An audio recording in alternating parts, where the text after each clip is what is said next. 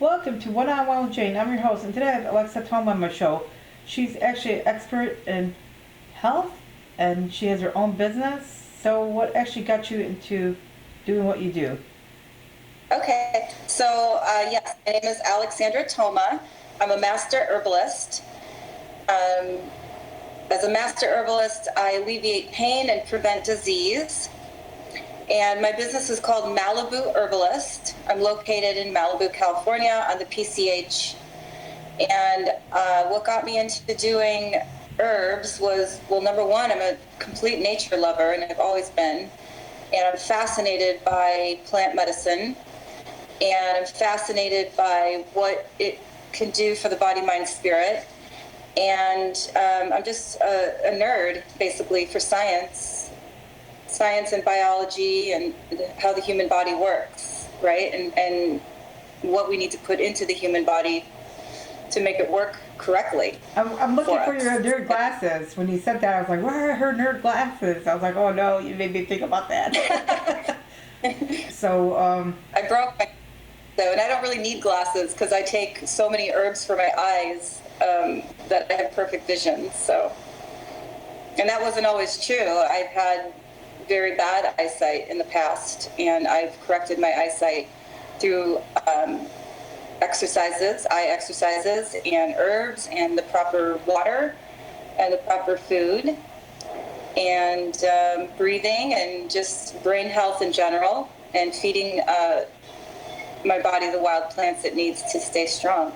sometimes I actually take ZQL to sleep, but not all the time. Like 2 to 4 times a week because I get ideas all the time. Even while I was working out, I wrote a poem and I sent it to a few friends and said, "What do you think about this poem?"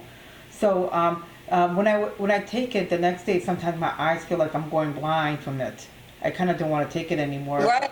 There's a lot of Right, Jane, there's a lot of isolates in there, and it can make your brain feel very groggy and foggy, and I don't know why people take that, because the next day you just feel so not yourself, and I've heard it from many people. You're not the first one.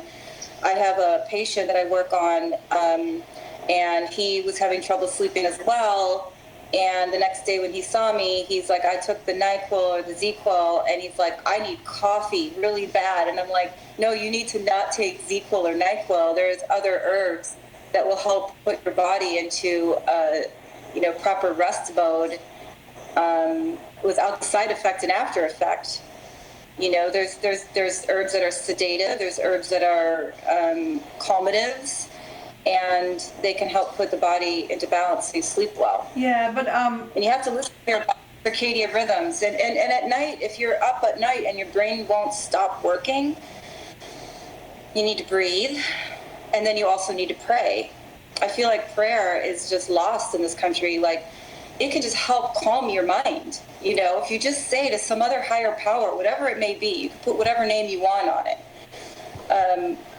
But just say, hey, please give me the withal to be able to relax and calm my mind. And I'm going to give it to you, God or universe or whoever. Actually, I know. I'm going to take care of it. It's kind of funny how you're talking, why? That's what my aunt would say. But I actually, I write until my mind gets fried. I am your great aunt. I'm reincarnated. Yeah, I actually write until my mind fries, and then I go back to sleep. And sometimes I write 2 to 5 poems. I keep waking up at 5:30 in the morning and writing. It's at that time after sleeping a little bit. I was like, oh no. And then sometimes I'm writing them to friends to see what they think. 'Cause some of them are up there, they're musicians. And sometimes I'm just it's on my phone before the computer even opens up. Some of them are on my phone, some of them are on my computer. But I prefer to write on my computer than a phone. Yeah, because I could copyright it faster on a computer. So, well, a cup of chamomile tea at 5:30 in the morning might be really nice with some raw, local honey.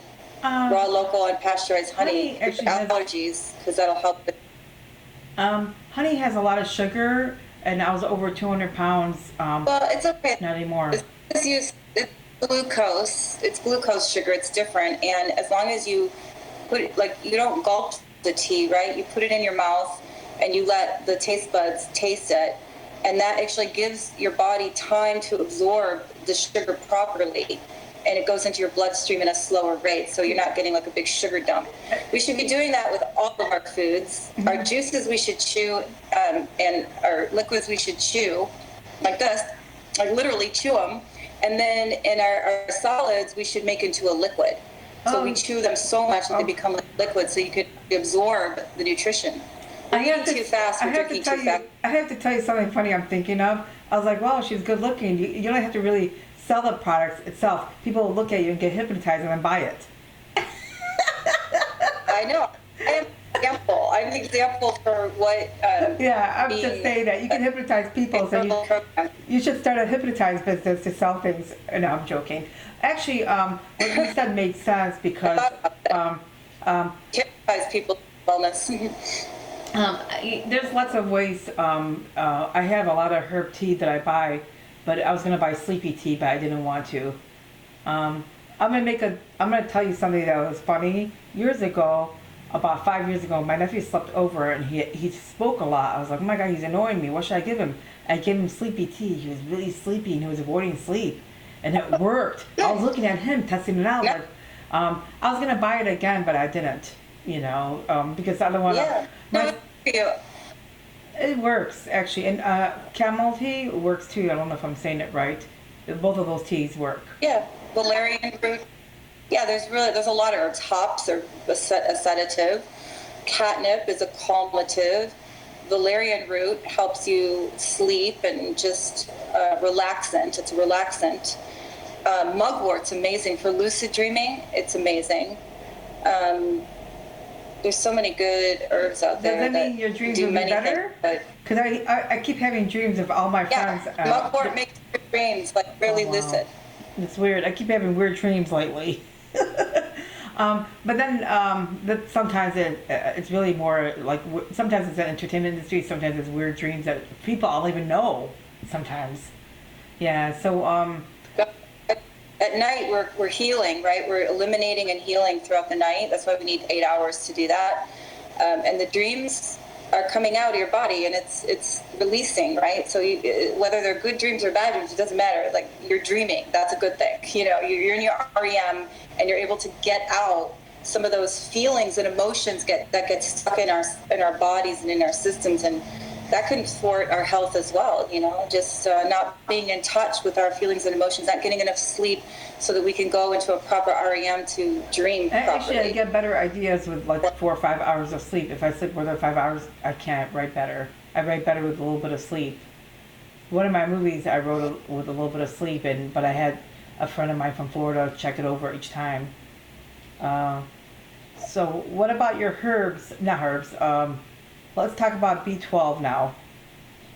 So okay. So B12 is great. We need it for our nervous system to function properly. But taking it in a supplement it's one of the only supplements that are safe and effective to take. But in my thought process, I feel like the whole plant, if you can get more nutrition out of the whole plant than in a bacterial organism, right, then it's better to get all of that nutrition. So I use nutritional yeast for B12 because it also has all the other B vitamins, and it has fiber and iron and calcium and potassium and magnesium. It's got everything, and it's a single cell plant organism. And then also nori, in sushi, how they wrap the sushi. We think that's seaweed. That's actually not seaweed. That's nori. It's a bacteria, and B12 grows from that too. So I like to just buy those nori wraps and then put, tons of vegetables and some sprouted brown rice or some millet, and wrap those up. And you're going to get all your fiber, your B vitamins, your magnesium, your potassium, things you need for your eyesight, for your brain, for your fingernails, for your heart, all your organs. And so I just don't think that taking one pill, like 12 different single isolated pills is doing as much as just getting the right, it's almost like a Band-Aid, like, wearing a mask, where I want to make a mask that looks like a Band-Aid. It's just like a big old Band-Aid over your face, you know? Like, is it really doing anything? But I mean, it's okay to have a Band-Aid once in a while, but you can't keep the Band-Aid on forever. You know, you got to take the Band-Aid off. I have to tell you something very funny. I have to tell you, I was walking around Kroger's. I don't know if you guys have a Kroger out there. And then, I don't think you do because my friend lives out in California. And then this lady looked at me and I looked at her and I was thinking, I like how her mask looks. And I was thinking, that's a good movie title, Mask Attraction. She was looking at me and I was looking at her. And we're both looking at each other's mask. And I had an N95 and I looked at this other guy's mask and I liked it too. And I was looking at everybody. I was like, focus on what's going on, Jane. So I text myself mask. It's a new fashion. It's our new fashion statement in America, you know, anti-freedom. Yeah. But, you know, a lot of countries wear the burqas and they cover the face up and the hair and the whole body.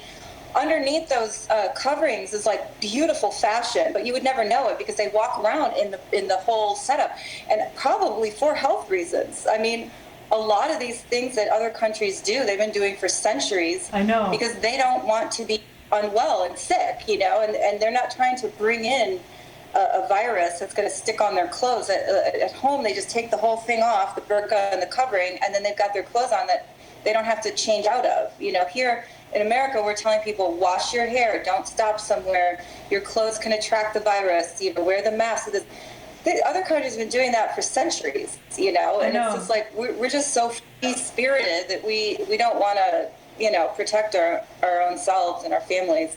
So are things opening up back there with the quarantine? Because for us in Michigan, some things have been opening up a little bit at a time, and there's like long lines for hair to get your hair done or nails done. Are things opening up for you guys? Yeah, everything's opening up here in SoCal, but we have to wear like shields and face masks if we're going to work in the public. Okay. So, like the grocery stores only need like the Band-Aid masks, but like restaurants, they have to have a whole shield over their face. Well, thanks a lot for being on One-on-One with Jane. The esthetician